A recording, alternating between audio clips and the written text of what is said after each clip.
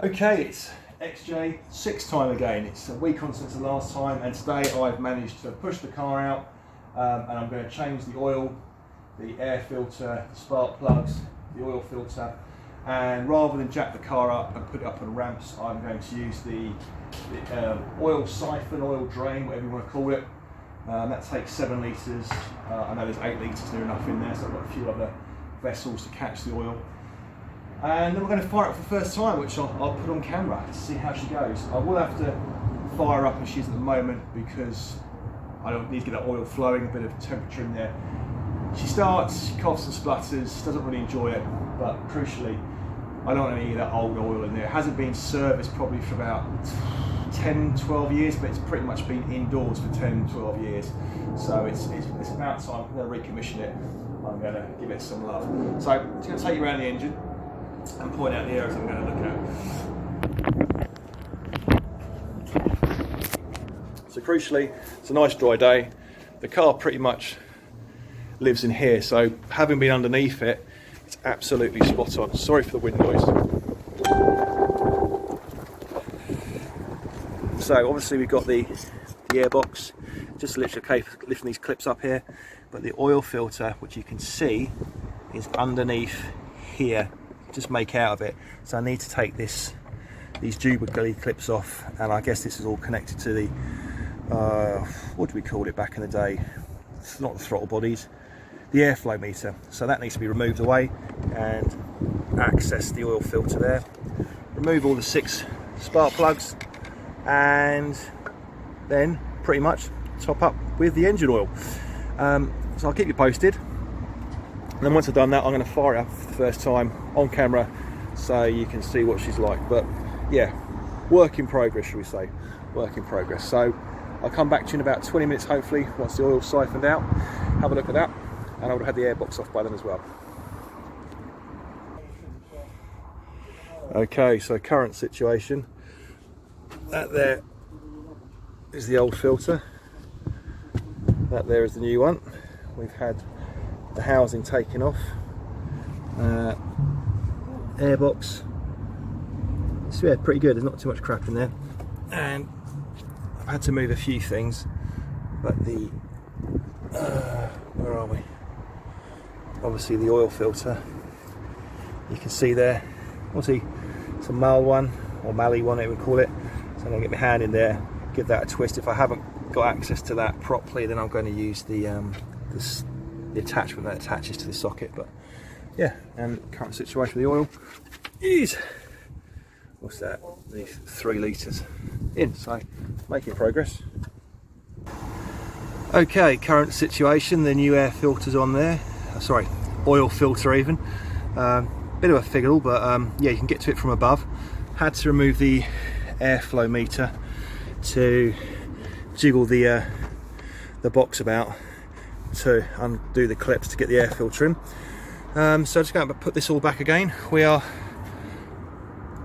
all out, so there's only about 5.5 litres in there. There should have been about 7.5, so yeah, I guess it was running low on oil, but it didn't sound like it. But yeah, it's not in great nick. So we're going to put the air filter assembly back on, the piping or the trunking, whatever you want to call it, and then start over there with the spark plugs, and yeah, give her a fire up. Stay tuned. Okay, so we're on the spark plugs now. I've taken out the first 5. That's tightening. So we're on a 5/8 drive socket, if you like.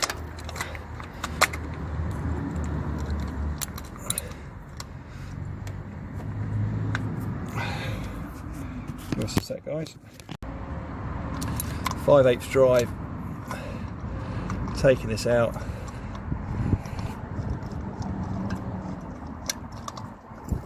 So there's been no major problems or disasters, but number 5 and number 6, this is number 5, was quite oily compared to the others. You can see it, like some oil had blown through, and looking at that, that's not too clever, is it? Let's be honest.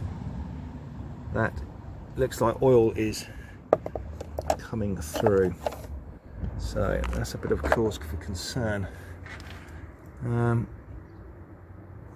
Yeah, not ideal. Anyway, pop this down.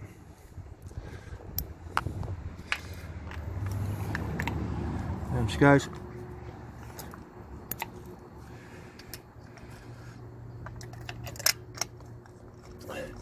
So, number 5 and number 6 has oil blowing through.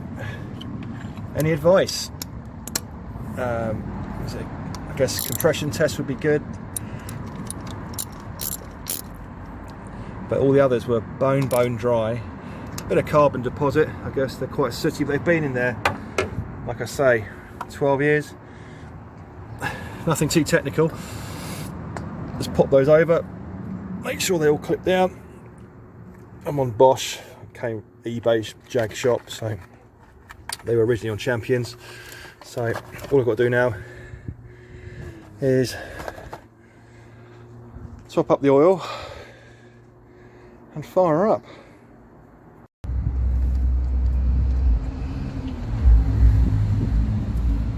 Okay, third attempt, oil time.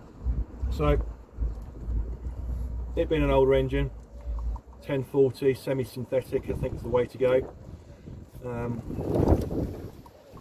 I've used it before on all my older cars and it seems to be good. One thing I would like some advice on is, what do you reckon about those two spark plugs, number 5 and number 6? I've had a couple of Mark II GTI Golfs which had pretty much the same. You take the spark plugs out, it would be quite oily, but they drove absolutely beautifully. So there's something to be aware of, there's something to be concerned of. Really appreciate that. And once this is all done, I'm going to go and put in, well, I'm going to put in 6 litres at least, and then dip it. The manual says it's 7.2, and then see where we go from there. But really looking forward to seeing the difference it might make. And then once I've done that, next week I'll be looking to crucially change the coolant, bleed out the brakes,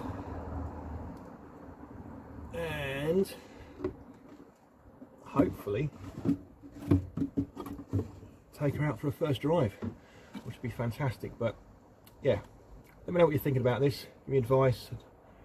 It's really weird when you think about this.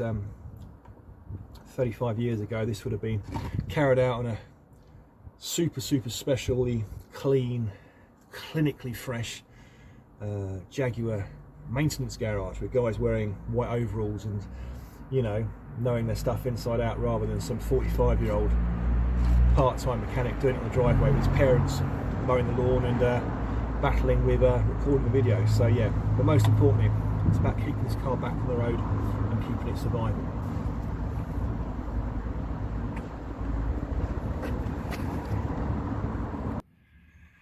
Okay, so the big reveal. I think this video has been over three separate blogs, which is crackers, so apologies for that. But yeah, there we go. Good amount of fuel in there for a change. And I know I've got some brake lights out the back. Boot light obviously is always warning me.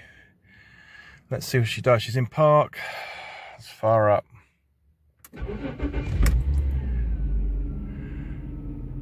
That sounds alright. That sounds alright. So we've still got the boot light, and we've got the brake light, and somebody, I will look in the manual, which is down there. Once again, apology for the state of it. What's that? That's got an electrical fault of some sort, isn't it? But yeah, she sounds good on the inside. Oh. So you got the, yeah, it's all good. Let's see what she's like on the outside. Apology for the wind noise. Yeah, let's give her a couple of blips.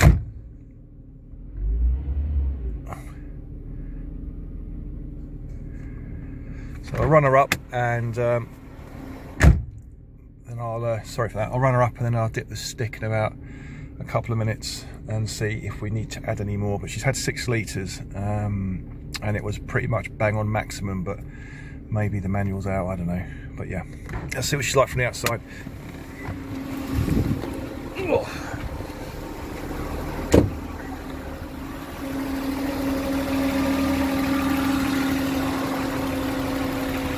So one thing I do need to locate is a headlight. We've got a crack in there. The front light's all right. I guess we're in need of a side light. That's all being put back together again.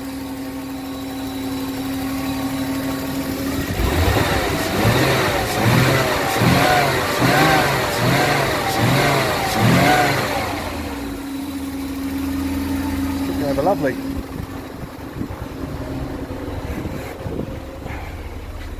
What we got going on the back here? We've got both lights are out, or working. I know the brake lights do. This is something I need to address. I don't know if you can see it really. Just pick it up, but unfortunately, yeah. Along with this, Dad has reversed it a few times. But yeah,